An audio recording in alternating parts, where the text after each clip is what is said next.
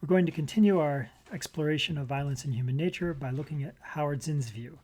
Remember, Howard Zinn counters Hobbes's view.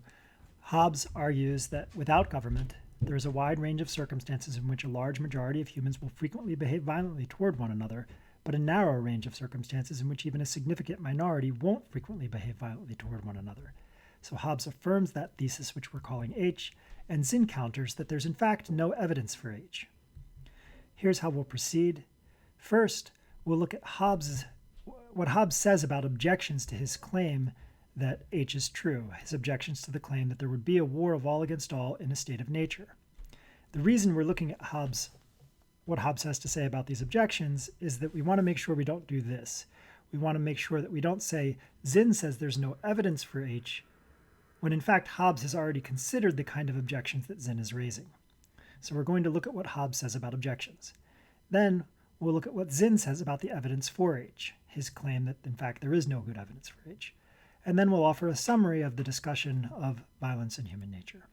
So first up, Hobbes on objections.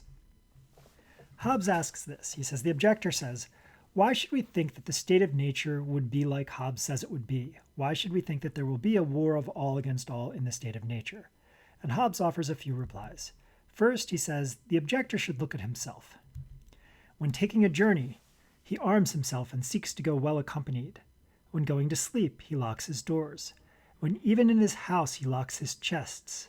And this when he knows there are laws and public officers armed to revenge all injuries that shall be done to him. What opinion he has of his fellow subjects when he rides armed, of his fellow citizens when he locks his doors, and of his children and servants when he locks his chests? Does he not thereby as much accuse mankind of being sort of scummy by his actions as I do with my words? So Hobbes' idea is somebody might say, look, you just have a negative view of people. That's why you think there would be this war of all against all. And what Hobbes is saying in reply is, well, you must have a negative view of people too, objector, if you lock your doors at night, even though there are sort of, authorities to punish people who would break in. Next, Hobbes says, why don't we look at the places that are in the state of nature and see what they're like?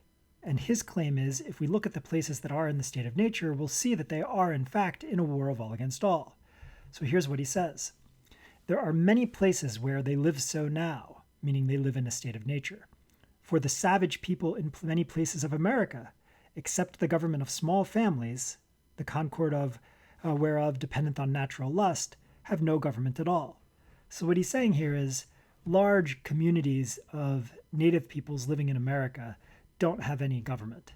And the only real government they have is small families, and those depend on some sort of natural inclination to be, to love your spouse, or maybe to wish your spouse well, or wish your children well, or something like this.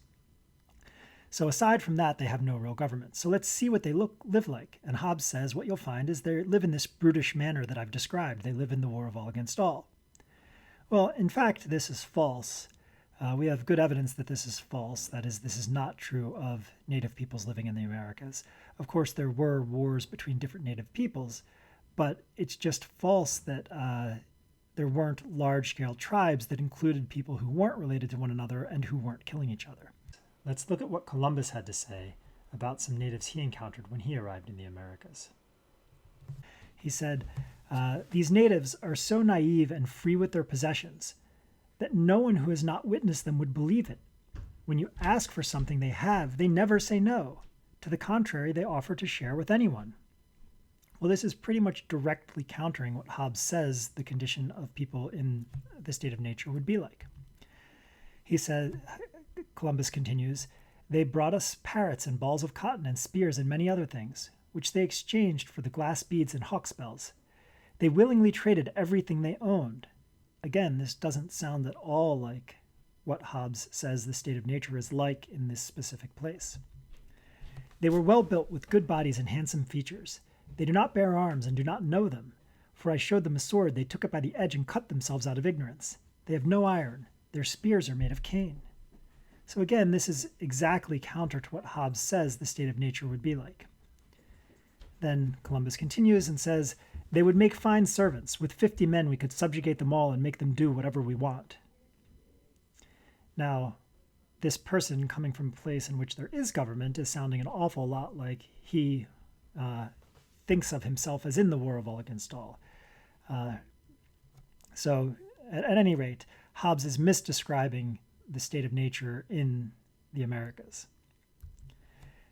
Another objection, a reply to the objection that Hobbes considers is this. He says, look, if we look at intergovernmental rivalry, we'll find that it is in effect a war of all against all. Each nation, when it thinks it can do something to its advantage, however violent it may be, will do exactly that because there is no world government that can enforce rules.